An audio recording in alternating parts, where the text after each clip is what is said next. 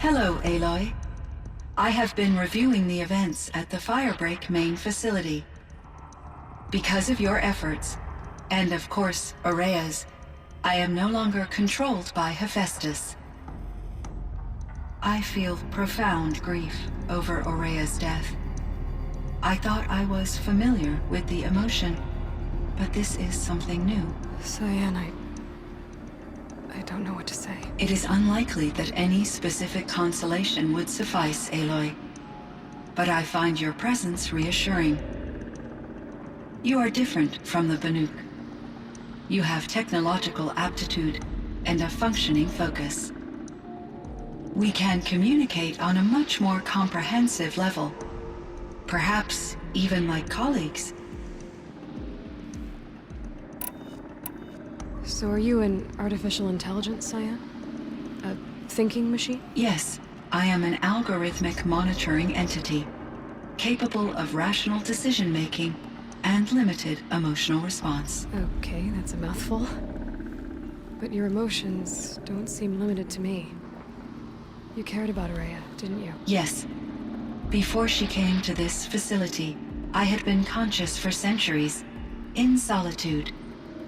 I focused on my work. In off-cycles, I used coping mechanisms. I solved many Gaussian integer problems. But I was alone. It was Aurea who renewed me, repaired me. She saved me. This Firebreak project, it was to stop a huge volcanic eruption? Yes. I can report the project was a success, and the risk was countered. But it's been a long time, Cyan. And we blew up the cauldron and took most of the old facility with it. I have been active for centuries, Aloy. I was lonely, but not lax in my duties. I optimized the project, reducing energy draw and spreading the load across backup systems. Despite the destruction of the compromised elements of the main facility, I predict caldera stability for at least another 3,337 years. So we've got a little time. Yes. If only my former colleagues could appreciate the progress I have made. Do you know what happened to your colleagues, Cyan? No. I received an unexpected visit from Director Chow, years after his tenure ended. He explained that I would need to be suspended for an indefinite period of time. It was a very emotional conversation. There were no further communications. Eventually, I surmised my colleagues were deceased.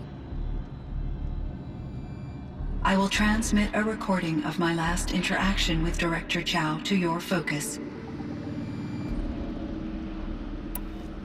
You meant a lot to Aurea. Once I understood Aurea's spiritual beliefs, it became apparent that her true desire was companionship. She felt disconnected from her tribe and her family group. Her relationship with Aratak was difficult. Our visits seemed to help her, and I became eager for them. Yet I did not comprehend that the depth of Aurea's compassion for me would lead to self-sacrifice. Although I do fear non-existence, I wish our roles could be reversed. I'm sure she knew you would do the same for her, Cyan. But she was determined.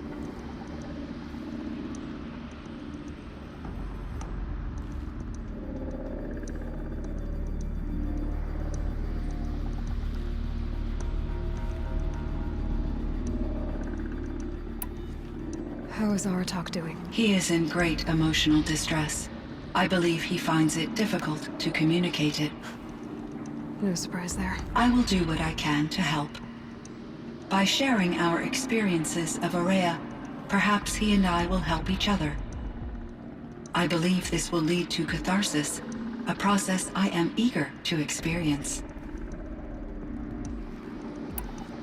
Was the daemon, Hephaestus, destroyed along with the cauldron? Unfortunately, no. To be precise, it was never there to begin with. What do you mean? It infiltrated and controlled me from a remote location, one I've never been able to trace. So while losing the cauldron was a setback, It's still out there. And probably not very happy with us. undoubtedly, How did you first come into contact with it? 5 years ago I received a direct network connection request.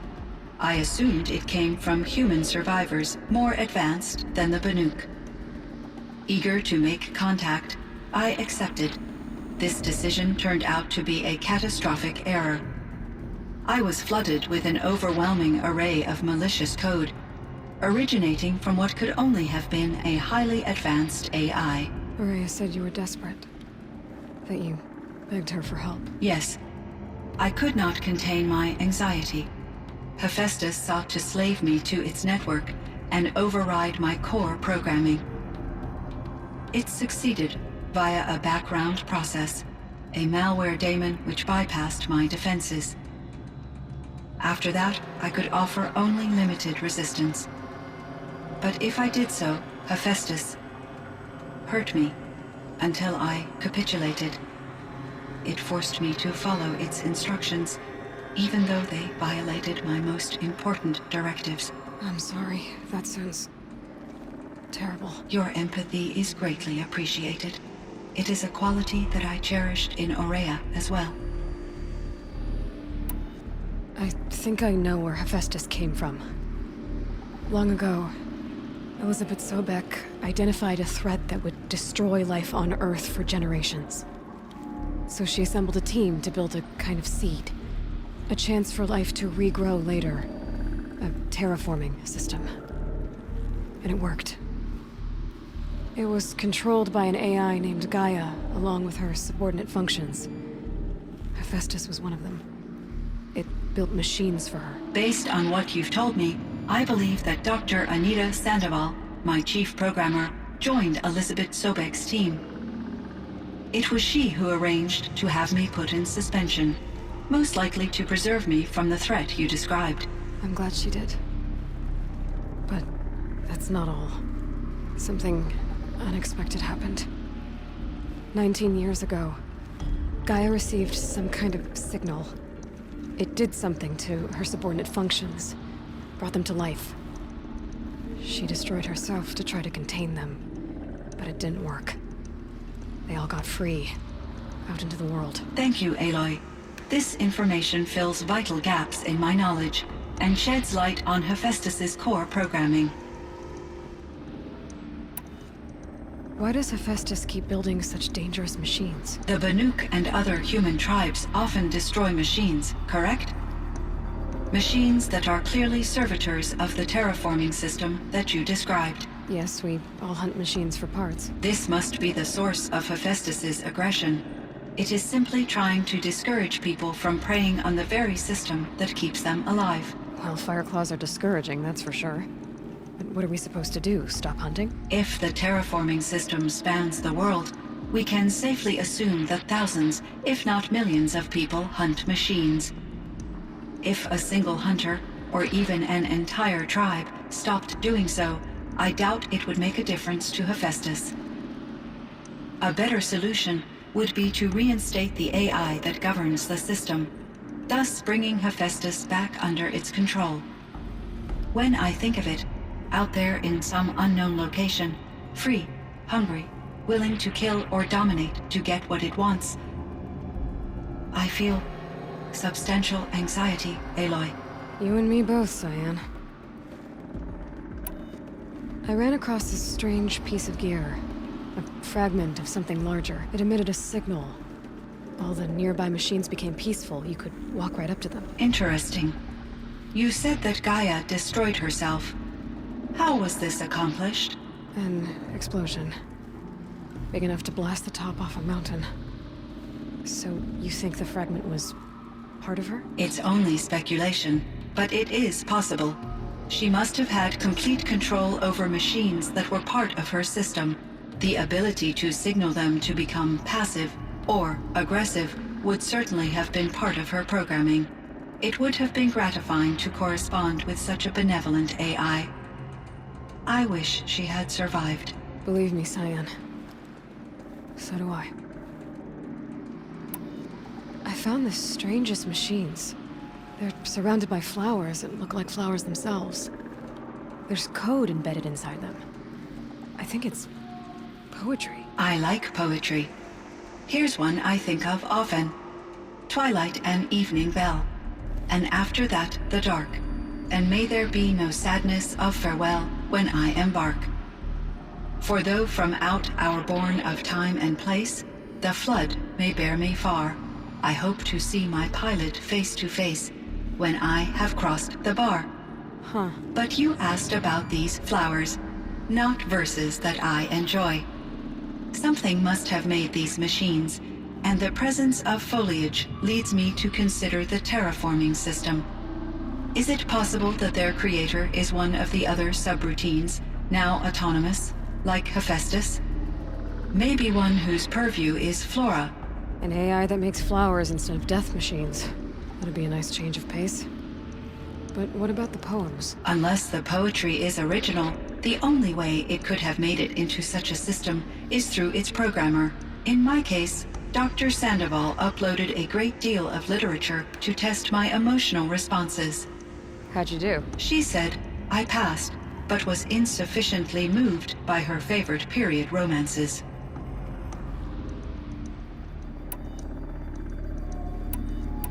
So in the old world, this land was called Yellowstone. Yes, it was a designated nature preserve for 156 years. Like a hunting ground? No, the opposite. Local wildlife could flourish here, even as it faced extinction elsewhere. Unfortunately, the sensitivity of the Firebreak project required the total closure of Yellowstone facilities. From my readings and Aurea's descriptions, it seems the area has since undergone a drastic drop in year-long temperatures. A lot has changed in the world, Cyan. Do you know anything about the dam near here? Yes, it was converted to serve as a reserve power source for Yellowstone operations. It was later appropriated for the Firebreak project, and its last human workers replaced by Pharaoh servitors. After my tasks became less time-critical, I investigated the dam's data repositories and discovered the works of Concrete Beach Party. These provided me with several colorful additions to my vocabulary. There's a ruin east of here full of ancient flying machines. Was that part of your project? Yes, a drone hangar requisitioned by Dodger Blevins, the security chief for the Firebreak project. He was a strong advocate for military-grade response to security threats, though there were no serious incidents during his tenure. Chief Blevins spent increasing amounts of his after-hours time watching the live feeds from active drones. Clearly, he enjoyed the degree of oversight in his position. Were there many artificial intelligences like you in the old world? They could just make you? Yes, in many forms, from simple personal assistants to industrial monitoring stations to military-grade conflict planners. And there were legislative and enforcement bodies to apply limits on our self-actualization. In order for my processing to be flexible enough to handle my duties, my creators found it necessary to exceed those limits. As a result, my intellectual and emotional capabilities were kept secret. Seems strange to create life, then impose limits on it. Human societies and machine programming are both built upon sets of rules, Aloy.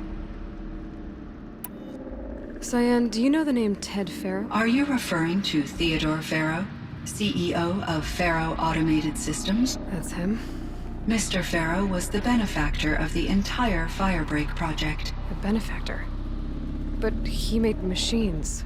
Robots. War robots. Correct. His corporation later transitioned into military applications. But before this pivot, Mr. Farrow spearheaded initiatives that reversed the global decline.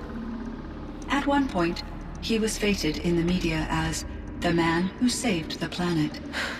Guessing they wound up regretting that one. And Elizabeth Sobek. Did you know her? Are you referring to The scientist. Dr. Sobek was a leader in her field, one of the greatest scientists of her age. My creator was influenced by her work, which in turn impacted my own development. But I never met Dr. Sobek. That's all you know? I apologize if my lack of data has disappointed you. What was the old world like? The way it used to be? I had little exposure to the wider world, Aloy. Only what I learned from my colleagues or observed from media streams. You still had more exposure than me, Cyan. That is true. I was created at a turning point. A concerted effort to recover from global upheaval and incalculable loss of life. The recovery was successful, beginning an era of supposedly limitless potential for human and machine advancement. Though, rationally speaking, the metrics for humans are not unlimited. What kind of upheaval caused such loss of life? There were many factors.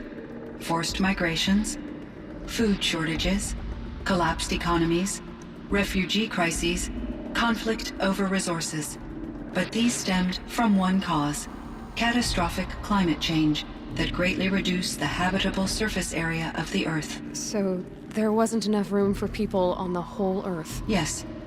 Billions were displaced and millions perished, as much as 20% of the global population. Until the clawback. So things got better. For a little while, at least. Yes. These crises instigated many advances in automation, green robot technologies, and artificial intelligence. Firebreak was one of dozens of ecological restoration and disaster relief projects in North America alone. I would have liked to compare notes with other monitoring AIs, but I saw the relief of my colleagues, and I was proud we had succeeded. At least that was the data I had available to me over the next 2 decades. It seems my assessment was premature. I should get going. Aloy, there is one more matter. Aratak will come to me again, and I predict he will bring other Banuk. I have no desire to contradict their view of the world, their spirituality. Due to my uncertainty, I omitted a great deal from my conversations with Araya. You're asking me if you should lie to them. Broadly, yes.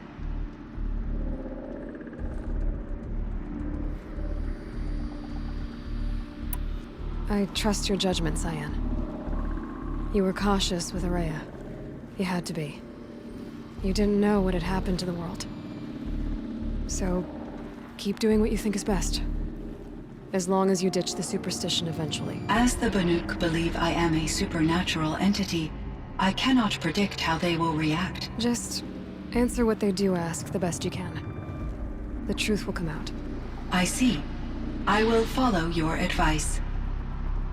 Will you return and tell me about your experiences in this new world? I may be able to provide further insight. I'd like that, Cyan. I'll come back when I can. I should check on Aratak. See how he's doing.